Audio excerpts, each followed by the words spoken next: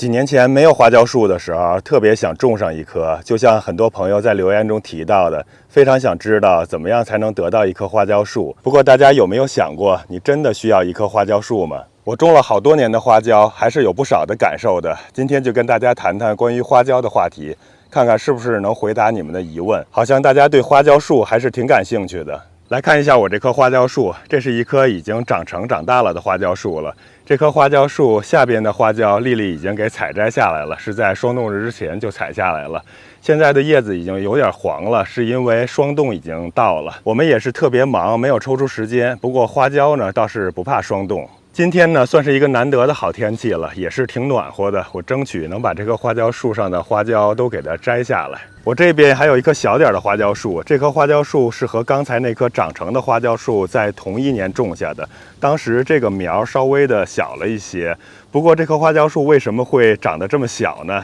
因为它中途被冻死过2年。我这里所说的冻死呢，并不是它真的就冻死掉了，而是地面上的部分被冻死了，它地下的部分是没有问题的，第2年还是会重新发芽、重新长出来的，而且长势还挺快的。这算是我对花椒树种植的第一个经验分享吧。花椒树其实是非常好种的，但是在比较寒冷的地区，在它幼苗的时候，还是有一定的概率地面上的部分会被冻死掉的。我这儿呢算是7A 耐寒区，但是靠近6B，又是属于在山上，所以冬天的时候风特别大，也特别冷。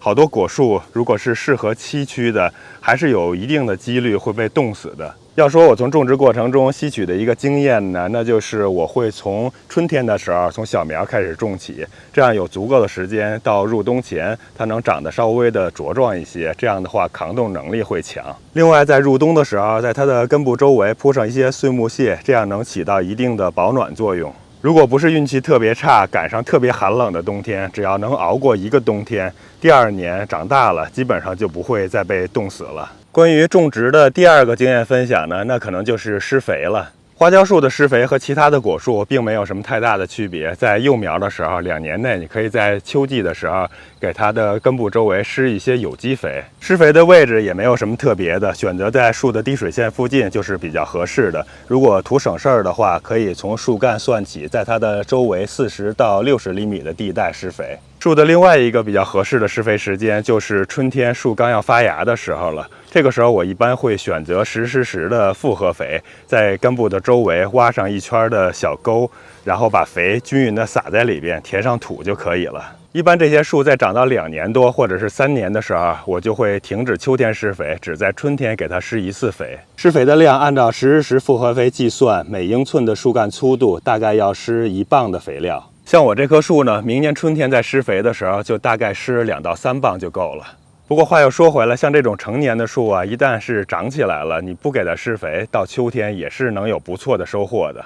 第3个种植经验，我想分享一下修剪。花椒树可以算是最容易修剪的了。花椒树在幼苗种植的时候，它下边会有好多的分支。如果我们想给花椒树留，比如说60厘米的高度，让它保留这些侧枝的话，那就把下边所有滋生出来的那些侧枝都给它打掉。像这种滋出来的，我们就可以给它揪掉。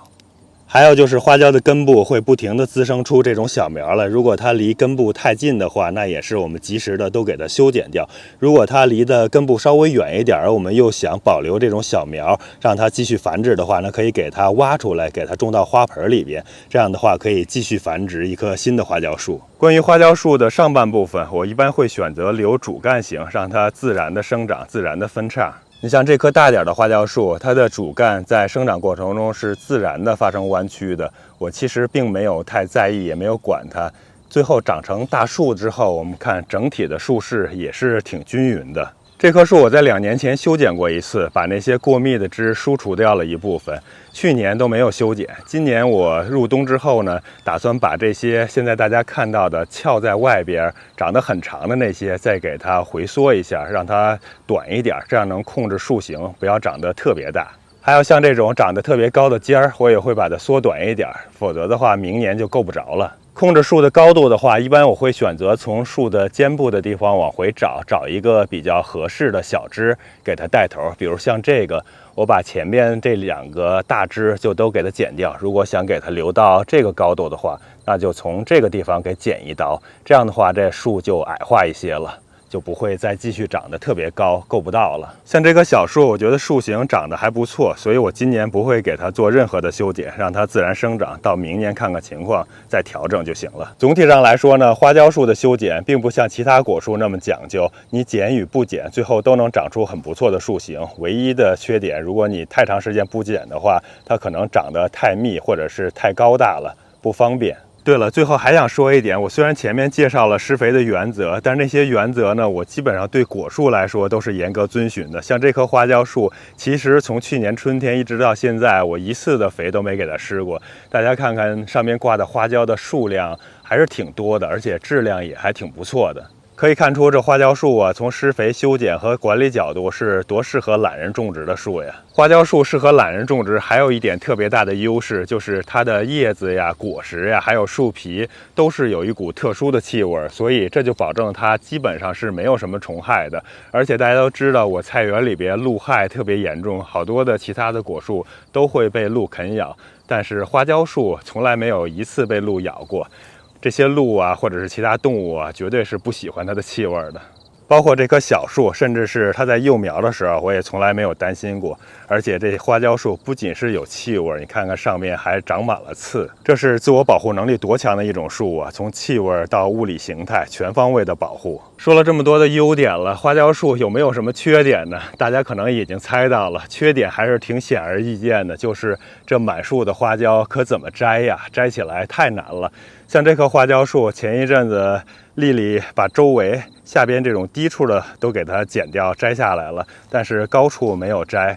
其实它只摘了这棵树的很少的一部分，真是犯愁啊，要花好多的时间。我今年注意到入秋以来，这棵花椒树上边飞来了好多这种飞蛾，我不知道这些飞蛾对花椒本身有没有什么破坏，目前看起来是没有什么影响的，但我知道这些飞蛾对葡萄还有其他的果树破坏力还是挺强的，所以我打算这些花椒给它收完之后呢，喷一些多杀菌素，看看至少能把它们的虫卵给杀一下。这种飞蛾我很小的时候在家里边的葡萄树上面经常能看到，但是在我菜园里边今年还是第一次出现，以前从来都没有过。这菜园就是你种的蔬菜呀，还有果树的种类越多，时间越长，那虫害也会跟着不停的增长。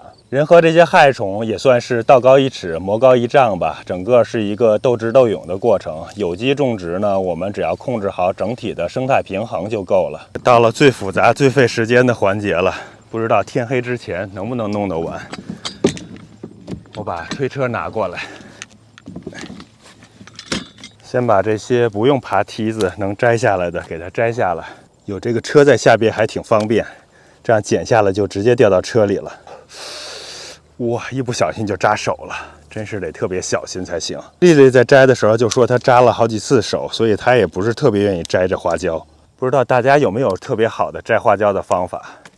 摘起来真是太费劲儿了，哎呀，才弄了1-2个枝子上的花椒，已经感受到了摘花椒的不易了。才摘了这么一点儿，把这枝头弯下来，然后用剪刀这样快速剪。我们前几年有的时候就摘一定的数量，摘够了，我们觉得差不多足够我们用了，剩下的就都不管它了。真是摘起来太困难了。还有就是自己种花椒的话，鲜花椒肯定特别好的，因为我们很难买到鲜花椒嘛。不过实际过程中呢，我们也没有太多的使用鲜花椒的这种用途，因为这几年呢吃肉之类的也少了。这花椒啊，主要还是做肉食。行，这一串就剪干净了，把车推到这边来。剪的过程中发现花椒的枝条啊，冬天还是要稍微的再给它梳理一下，有的地方还是挺密的。哎呀，我现在在想，我今年是不是应该把这棵花椒树给它矮化呀？这样的话，上边就不用梯子了，这摘起来太难了。矮一点还好一点，而且花椒的量这么多，没必要让它长这么高啊。如果是不用梯子都能这样伸手就捡到就摘到的话，那还是能方便不少。明后天看天气预报又会下雨，如果是今天摘不完的话，那又得过好几天之后才能摘了。看这一串花椒长得还是挺不错的。你说鲜花椒好不好？那肯定确实是好啊。种花椒树到底是值得还是不值得呢？大家也是仁者见仁，智者见智吧。以我的经验来看，大家还是谨慎考虑。如果要种的话，也是种1棵就足够了。种1棵把它修剪的矮矮的，做成矮化的品种，你真的是用不了那么多的花椒的。毕竟这只是一种调料而已。我们现在去年收获的烘干了的花椒，现在还剩下不少呢。看来丽丽还是比我有耐心多了。我今天才摘了这么点儿，就有点烦了。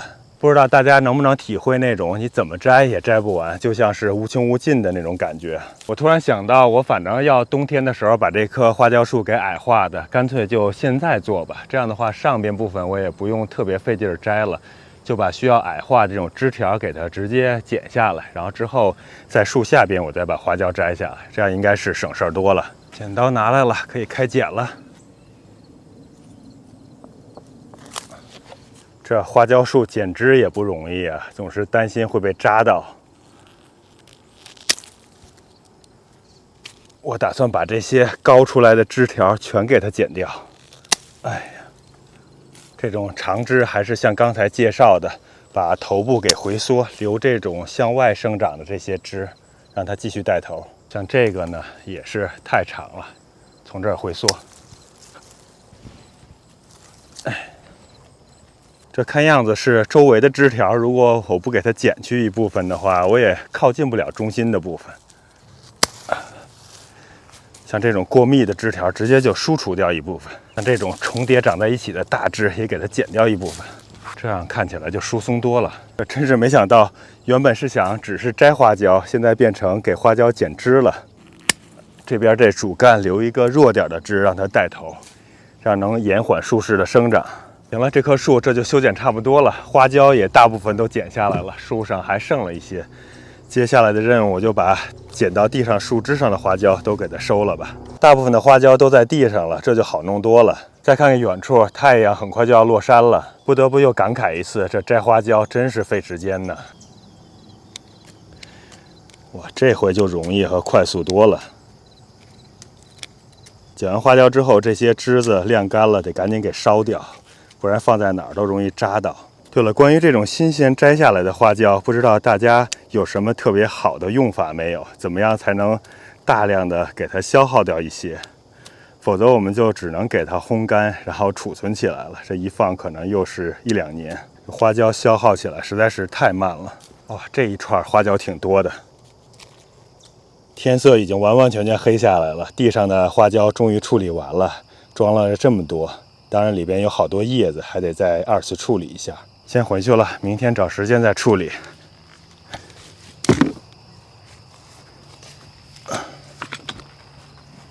每到深秋时节，家里边的烘干机就会不停的工作，这是正在烘干辣椒呢。